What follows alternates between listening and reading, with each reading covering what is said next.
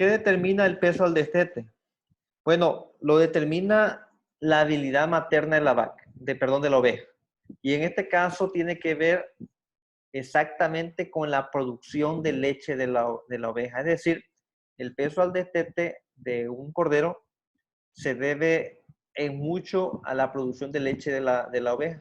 Por eso la oveja tiene que llegar en buena condición al parto, por eso la oveja tiene que, de ser posible, recibir una complementación alimenticia extra durante su lactancia para que tenga muy buena producción de leche, entonces pueda criarnos, si tiene dos corderos, pues nos pueda criar muy bien dos corderos y dedicarnos corderos con muy buen peso al destete.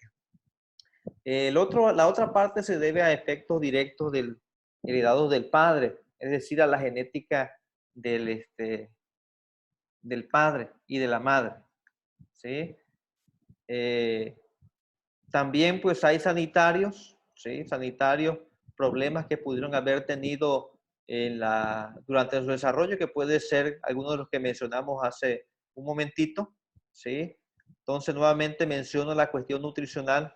Es importante que los corderos tengan un preinicio y que tengan algún tipo de instalación para que podamos poner un iniciador o preiniciador para ellos, ¿sí? Para que aprendan a comer y para que se hagan rumiantes fácilmente y menos dependientes de la leche materna, de tal manera que cuando ustedes los desteten, pues no resientan el destete y pues tampoco tengan mortalidades después de que lo destetan.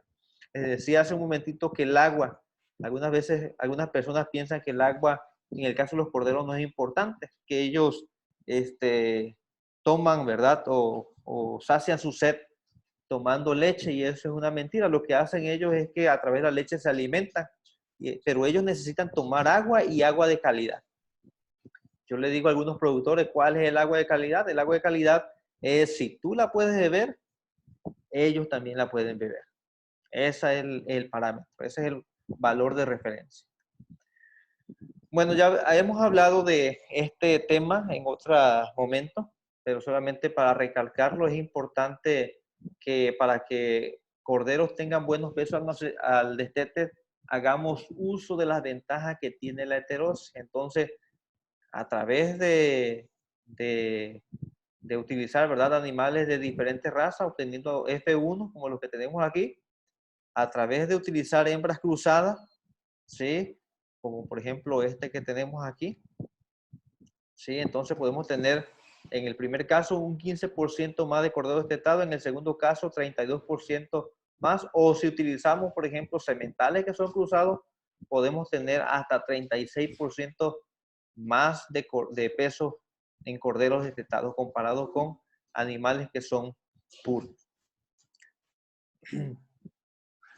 Una variable que le mencionaba hace un momentito es la productividad por oveja expuesta y a 240 días.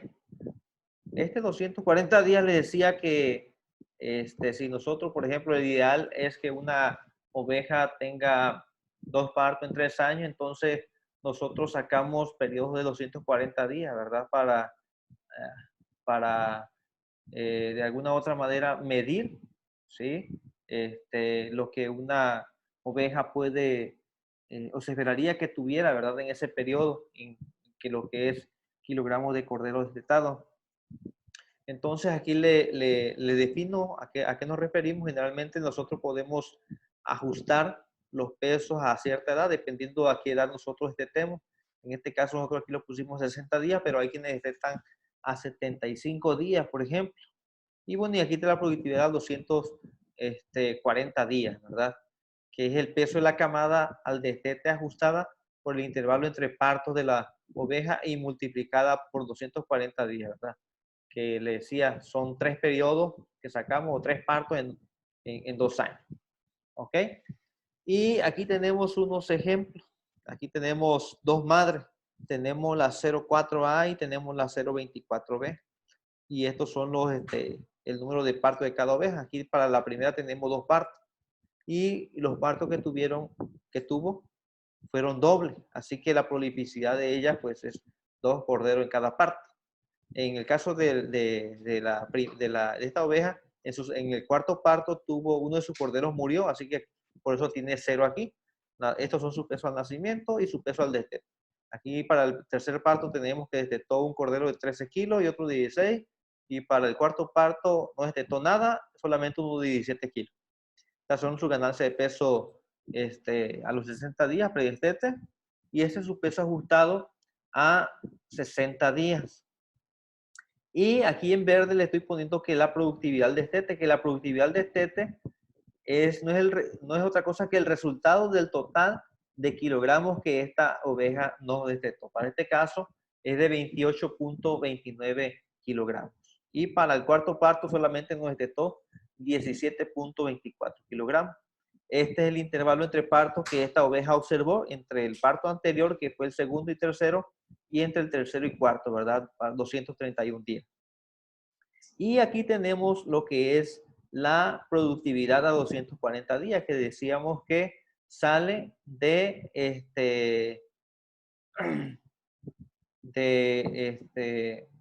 peso de la camada, es decir, en este caso, esta productividad del destete, dividida entre el intervalo entre partos y multiplicada por 240. Entonces, para esta variable tenemos una productividad de 30 kilos. ¿Sí? Para el cuarto parto de 17.91 kilos. En el caso de esta otra oveja, que la 024, vean ustedes que en el parto, en su primer parto y su segundo parto, tuvo partos sencillos. Solamente un cordero con estos pesos me destetó para el primer parto de 17 kilos y para el segundo parto de 16 kilos. Aquí tenemos su ganancia de peso predestete y su peso ajustado. ¿Sí? Para esa oveja tenemos su productividad al destete, que decíamos que es el total de kilogramos destetados. Entonces, como son partos simples, me destetó para el primer caso 16.57 y para el segundo parto 15.80. ¿Alguien tiene por ahí un micrófono encendido? Si puedes hacer favor de apagarlo. Gracias. Para la productividad a 240 días sucede lo mismo, ¿verdad? Es la misma operación que realizamos aquí y esta es su productividad. Entonces, lo que nosotros podemos ver aquí en este caso es que una oveja de parto doble, pues siempre nos va a destetar más kilogramos, ¿verdad? De cordero al destete, por el hecho de destetarnos 2 corderos, comparado con una de parto simple.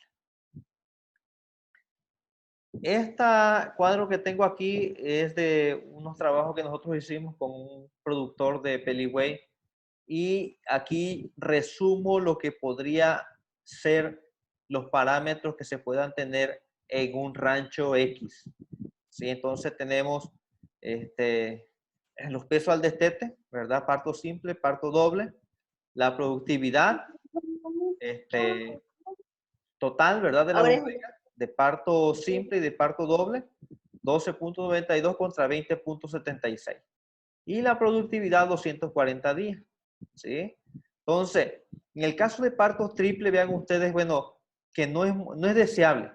Vean ustedes los valores de mortalidad, ¿sí? Entonces, para el primer caso, para parto simple de 21.34, parto doble 15.7 y parto triple la mortalidad se va hasta el 30%. ¿Sí? Entonces, lógicamente, cada unidad de producción, cada rancho, cada empresa puede tener sus propios problemas, múltiples problemas como los que les mencioné hace un momentito. Estos porcentajes son bastante altos, ¿sí?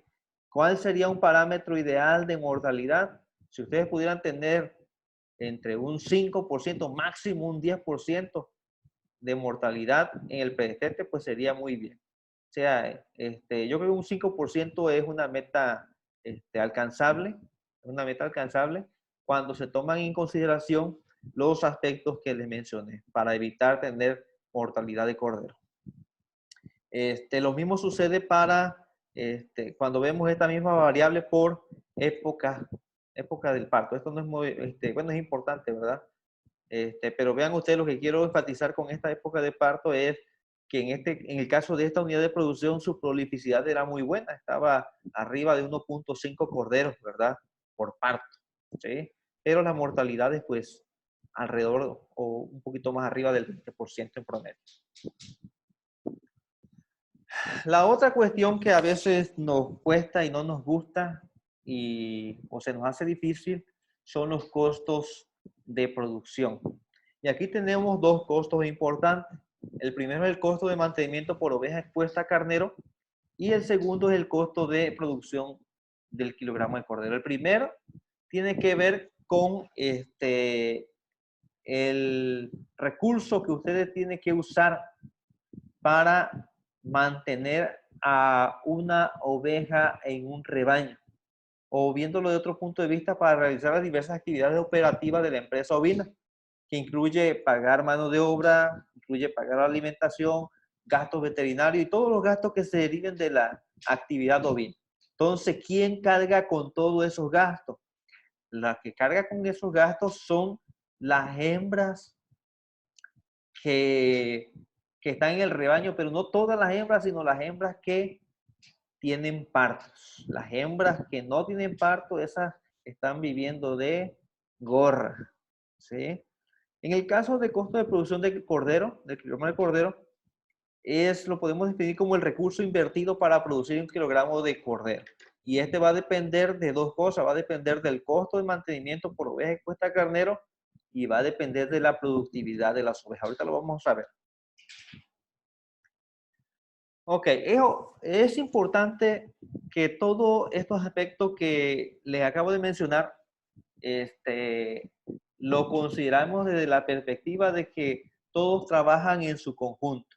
Nosotros trabajamos con el genotipo del animal, trabajamos con el medio ambiente donde tenemos nuestra unidad de producción y la interacción que tiene con nuestros animales. Trabajamos con los recursos fijos que tenemos, con el recurso tierra, con el recurso pastizal, con la facilidad que tenemos para producir algunos insumos dentro de la misma unidad de producción, almacenarlos, granos, tal vez pasturas. Todos estos van a ser recursos que lo vamos a combinar todos ellos, y entonces los animales tienen que ser capaces de utilizar todos estos recursos, adaptarse al medio ambiente y entonces ser productivos. Y finalmente todo esto se traduce en cuestiones económicas y va a depender del precio de venta de nuestro producto, en este caso corderos, y del precio de los insumos que estemos adquiriendo para realizar toda esta actividad productiva. Y bueno, ¿cómo calculamos el costo de mantenimiento de una oveja expuesta a carnero? Estos costos que les voy a mostrar, bueno, los saqué en mi caso, ¿verdad? De la experiencia. Yo no tengo 200 ovejas, ¿verdad? Sí tengo como 4 hectáreas que está ocupada de varias cosas, pero básicamente haciendo el cálculo, ¿verdad? Para 200 ovejas, que sería un número aproximado, ¿no? Para aquel productor que se quiera dedicar al negocio de los borregos, con el cual posiblemente le pudiera alcanzar para vivir de esa actividad. Entonces, yo tendría que gastar o pagar 54,000, alrededor de casi 55,000 pesos de mano de obra. Entonces, pagándole a un trabajador que pues no es un salario tan alto, 150 pesos al día, manteniendo 5 unidades animales por hectárea. Entonces, así apretadito, pues me caben las 200. Si yo rentara la pastura, ¿verdad? Entonces yo estaría rentando en 120, ¿sí? Entonces el costo de la renta anual me costaría esto, si yo tuviera que pagar la pastura, 28,000, casi 29,000 pesos, más los gastos de costo de suplementación, ¿verdad? El costo anual de suplementación en las 200 borregas sería alrededor de 41,000 pesos. Y si yo le doy a los corderos, ¿verdad? De increase feeding durante 60 días, 100 gramos por día, ¿sí? Con un 80% de pariciones y un 1.5 de prolificidad, entonces estaría teniendo 300 y pico corderos al año, así que yo necesitaría invertir 11.664 pesos para suplementar también esos corderos. Y los costos veterinarios, sal mineral, antibióticos, desparasitante, vacuna, vitamina, 6.250. Entonces, todo esto dividido entre las 200 borregas me daría alrededor de 712 pesos. Sería lo que me costaría a mí mantener una borrega, ¿verdad? En el rebaño. Necesitaría yo tener eso. Ya están sacando las cuentas por ahí. Estoy viendo que están sacando la calculadora. Bueno, a continuación les quiero presentar un resultado que saqué con algunos de esos datos. Entonces, algunos datos que nosotros tenemos que considerar para saber si en realidad lo que estamos haciendo, considerando todos esos factores que les dije, es rentable o no. Aquí estoy utilizando un costo de mantenimiento por oveja expuesta de 750 pesos. Lo redondeamos a eso. Y podemos tener mortalidades de 5, del 10%, del 15%, del 20%, prolificidad de 1.5, fertilidad del 80%, ¿verdad? Para diferentes escenarios y 1.5 partos por año. Entonces tenemos diferentes pesos al destete en promedio. Entonces aquí tenemos 14 kilos, 16 kilos, 18 kilos y 20 kilos. Por aquellos que estemos acá abajo o quienes estén bien acá arribota. Entonces, ¿cuánto me puede destetar una oveja con estos parámetros? Bajo el primer caso, ¿verdad? Con este 80% y con estos pesos, puedo tener ovejas que me estén destetando al año 25 kilos, 28, casi 29 kilos, 32.4 o 36 kilos, lo que está bien arribota. ¿Sí? Y esto es lo que a mí me costaría producir 1 kilogramo de cordero. ¿Sí? Vean ustedes que entre menos productivas sean mis ovejas, ¿sí? Entonces mis costos con un 80% de destete, ¿sí? Es de 37 pesos. Cuando incrementa, ¿verdad? Mejoro mis pesos al destete a 16, disminuye a 32, 18 a 28 o acá a 36, 26. Cuando yo mejoro mis porcentajes de destete, entonces disminuyo aún más mis costos de producción de cordero. Esto es para ilustrar también que en realidad quienes se dedican a esta actividad de producción de corderos y venden sus corderos al destete y se los quieren pagar a 35 pesos, 40 pesos, pues miren ustedes con qué ganancias salen, ¿no? ¿Están trabajando para quién? ¿O estamos trabajando para quién? Entonces, esta sería la utilidad neta por oveja expuesta a carnero, considerando un precio de venta de 50 pesos, que pues tal vez es un poquito utópico, ¿verdad?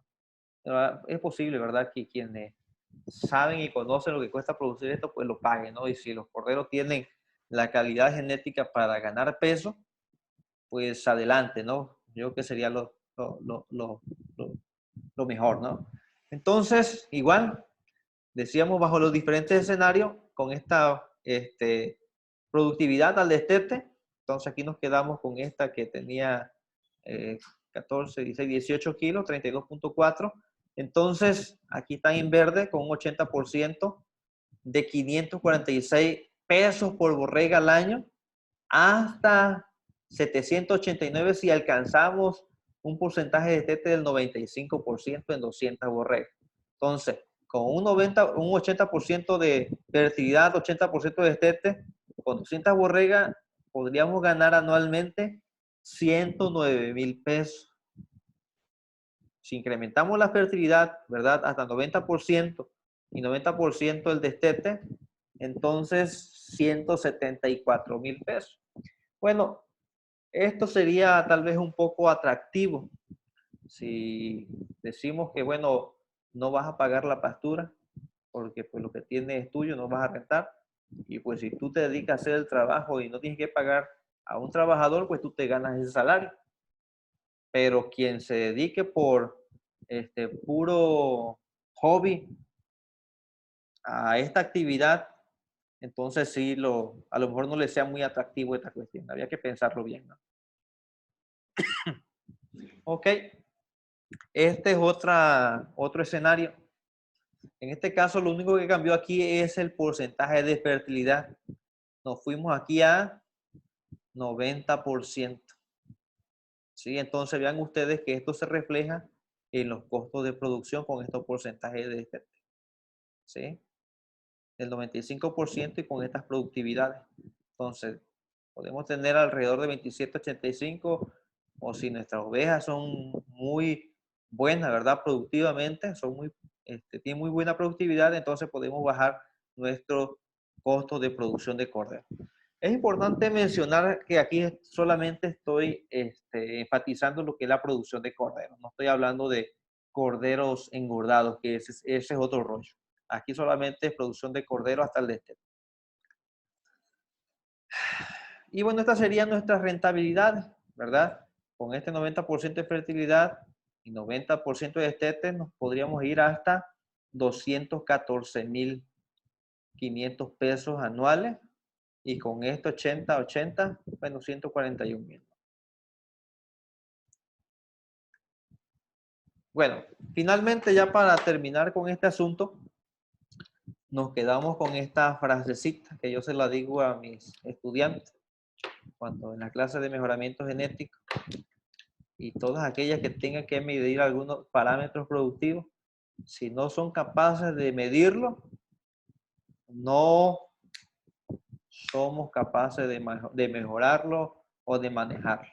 Es decir, para que nosotros seamos capaces de mejorar un sistema de producción, tenemos que medir, tenemos que evaluar para tomar decisión.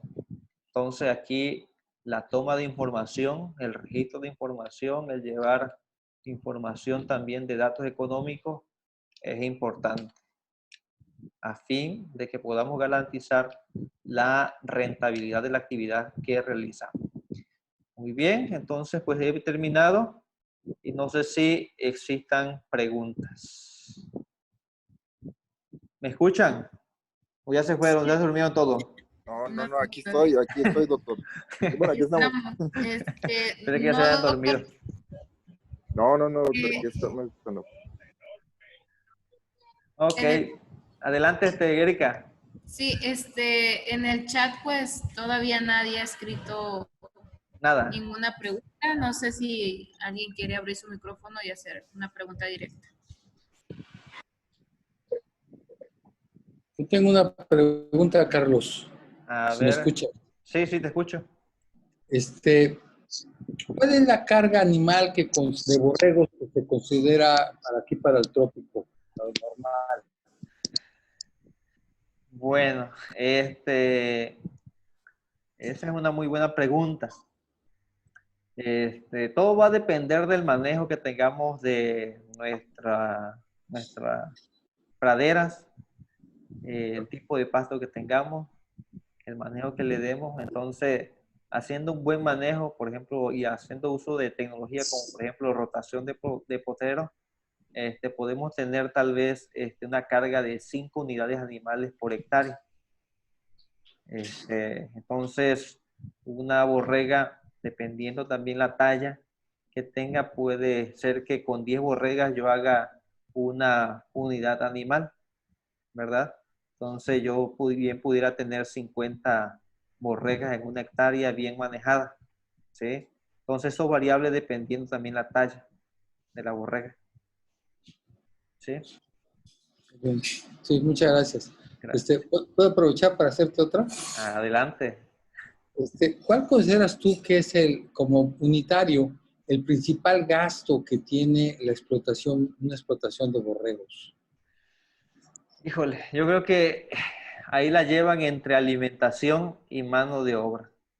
Sí, pero yo creo que un poco más la alimentación, ahí es donde se van más los gastos, ¿verdad? Y seguido por mano de obra. Esas dos son los que más impactan en los costos de producción. Sí. Para 200 borregas, ¿con cuántas personas las puedes manejar? No, creo que una persona los maneja bien. Una persona, Una creo que lo persona. maneja, yo creo que una persona lo maneja bien. O sea, algo que que no les mencioné aquí y que se debe considerar son las cuestiones de instalación. Las instalaciones para en el caso de las borregas deben de ser las mínimas necesarias, tampoco hay que exagerar, porque si nosotros vemos esto como un negocio y sabemos que la infraestructura también pues en algún momento se tiene que depreciar. Entonces, si nosotros invertimos demasiado en infraestructura, pues no hay negocio que nos vaya a pagar esa depreciación. Entonces, el mismo negocio nos va a ir llevando a lo que vayamos necesitando y lo vamos a ir implementando. O sea, no tenemos que correr y tener las super instalaciones, ¿no? Para comenzar a hacer la actividad o para ir avanzando. Entonces, bueno, no sé si contesté, a lo mejor me fui por un lado. Sí, sí, tienes razón, porque la instalación también es un gasto fijo que se va depreciando poco a poco, ¿no? Y lo mismo sería para el equipo, ¿ya? Pero déjame hacer una tercera pregunta, Carlos. Ya dijiste que la prolificidad tiene que ver mucho con un gen, y todo depende de que se replique o no, que se replique o no. Pero ¿hay se sabe de algún valor de heredabilidad de esa característica? No, hasta este momento no hay estimaciones que yo haya visto, no, no hay. Sabemos que es un efecto aditivo. Y bueno, básicamente porque es un gen de efecto mayor. O sea, es decir, no es una característica poligénica. Cuando es poligénica, pues se miden más las cuestiones de heredabilidad, ¿verdad? En este caso es un gen más de efecto mayor, es decir, es un solo gen el responsable con las variantes que podamos tener, que si no está presente, hay una copia o hay dos copias. Entonces, y el efecto de la presencia de una copia se Ya no suma, se oye ¿verdad? bien. Se suma. ¿Perdón? Ya. Es que no se escuchó bien. Sí, el efecto se suma, el efecto aditivo, por eso se llama que es efecto aditivo porque se suma, ¿verdad? El efecto de un alelo al efecto del otro, el alelo se suma y entonces eso va haciendo que incremente en este caso la prolificidad. Claro, si son pocos genes o uno solo, ya no hay efecto de heredabilidad, ¿verdad? Exactamente, es. Gracias, Carlos. Adelante, no sé si hay otra pregunta, don Walter. Yo por ahí, médico. Sí, Bueno, yo nomás quiero hacer un comentario en cuanto a lo que son enfermedades y a lo que yo he visto. Yo me dedico pues, al peligüey como tal, ¿no? Y he estado tratando de rescatar el peligüey tabasco como tal, ya que ahora tenemos un catagüey que yo le llamo ahí, que es una cruza indiscriminada que se ha hecho de peligüey con el catadín. Y nos salen ahora las peligüey con unas colas tremendas, ¿no? Cuando el peligüey y el black belly son de colas pequeñas y terminan y delgada. y delgaditas. Y creo que eso nos ha traído y nos ha venido arrastrando muchas enfermedades que no tenían nuestros peligüey, ¿sí? Yo hago la cruza de catadín también, pero para sacar una F1 y irme al lado comercial, al lado de carne. Pero sigo manteniendo mi acto Puro. y estoy tratando de hacerlo lo más puro posible, ¿sí? Me ha costado conseguir animales de registro que no hay. Y sí quiero decirle a los productores que se fijen bien cuándo van a hacer ese tipo de cruzas, ¿no? O sea, no nos podemos ir quedando siempre con las cruzas de Catadín a Peligüey y de la F1 a Catadín y ahí porque vamos yéndonos hacia el Catadín y empezamos con estacionalidades más fuertes y enfermedades también más difíciles, ¿no? Y entran más Peligüey por hectárea, tocando lo que decía el médico Armando, que Catadín por hectárea. Comen menos y son más resistentes. E igual, cuando busquen un semental, busquemos un semental que sea peligüey, que tenga más pegado hacia la genética del peligüey, hacia el fenotipo del peligüey, no al catagüey que nos trae una ola tremenda, porque eso nos da F1 o ya un poco más de F1. ¿Sí? Es cuanto médico. Excelente la plática, ¿eh? Gracias, don Yo tengo Walter. más o menos los mismos costos de producción. Ahí variamos un poquito, pero más o menos los mismos. Ok, gracias. No sé si existe alguna otra pregunta por allí. Si no, mientras la hacen, yo quiero comentar algo. Esta plática fue orientada también a la producción comercial, ¿verdad? De ovinos. Entonces, la producción como criadores de registro y criadores de raza, pues es otro asunto muy diferente que no se compara con esta cuestión. Que aquellos otros es para pie de cría, esto que presenté es para producción comercial. ¿Habría alguna otra pregunta por allí? Yo, Armando, Adelante, Armando. solo una pregunta, no sé si tengo o el ingeniero Walter, con referente al ingreso de animal centroamericano, ha afectado, bueno, en ganado bovino he visto que sí ha afectado la cuestión de economía, ¿no? Pero en el caso de los ovinos, ¿tendrá algún dato allí donde se vea reflejado que sí está afectando el ingreso de animal centroamericano? Bueno, obviamente al México. territorio tabasqueño. Ok, Sí. bueno, en mi caso yo no tengo ningún conocimiento, a lo mejor don Walter sí. Don Walter, ¿usted sabe algo de eso, de lo que pregunta Armando? Don Walter. Sí, ingresan bastante. Están ingresando o ingresan bastantes animales. Nada más que traen muchos problemas sanitarios.